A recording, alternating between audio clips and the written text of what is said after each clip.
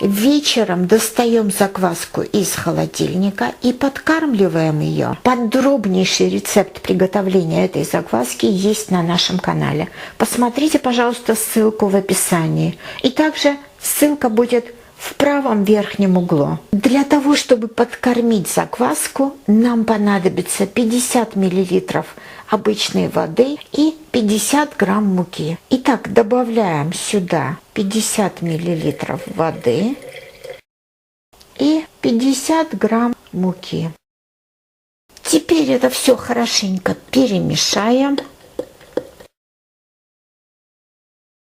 Оставляем закваску до утра при комнатной температуре. Наша закваска оживет, и завтра мы сможем ее использовать. Наступило утро, закваска ожила, и самое время готовить наше тесто на закваске. Запомните вот этот чудесный рецепт приготовления теста на закваске. Здесь у меня 350 мл обычной воды комнатной температуры. Добавляем 100 грамм закваски. И перемешаем это все. На это количество закваски и воды добавляем 500 грамм муки. Мука у меня высшего сорта. И обязательно муку просеивайте, пожалуйста. Теперь нам нужно только вот это все перемешать, чтобы образовалось тесто. Можете использовать ложку, можете рукой, как вам удобнее. Как вы заметили, соли на этом этапе добавлять не нужно.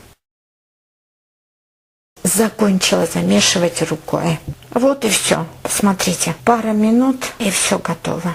Теперь это тесто накрываем пленкой и оставляем примерно на 1 час, чтобы произошли необходимые реакции, которые называются ферментация. И затем мы добавим соль и замесим окончательное тесто. А закваску накроем крышкой и поставим в холодильник до следующего раза. Прошло пару часов, я была занята, поэтому я не смогла через час, как я планировала, добавить соль, но ничего страшного. Берем вот так вот неполную столовую ложку, примерно 10 грамм.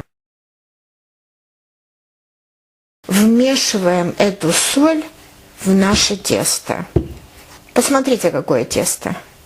Видите, какое воздушное. Хорошенько перемешайте, чтобы соль равномерно распределилась. Из этого теста получатся прекрасные хачапури, прекрасные осетинские пироги.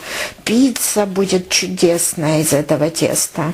Я хорошенько вмешала соль в тесто. Теперь под конец добавим вот так вот на ладошку растительное масло. Тоже перемешаем все хорошенько. И на этом все. Посмотрите, какое чудесное тесто получилось. Теперь накроем опять пленкой и дождемся, пока оно увеличится опять в размере примерно в 2 раза. Прошел час с небольшим, и посмотрите, как наше тесто хорошо подошло. Когда вот такое липкое тесто, можете смочить руки холодной водой и разомните это тесто. Посмотрите, какое чудесное тесто получается. Можете использовать это тесто прямо сейчас, а можно накрыть опять и поставить в холодильник на медленную ферментацию. Итак, ставим в холодильник и используем, когда нам понадобится. Можно через сутки или даже через 2. Результат вас порадует. Запомните, что тесто на закваске, чем дольше оно доходит, тем лучше будет результат. Сутки наше чудесное тесто на закваске простояло в холодильнике.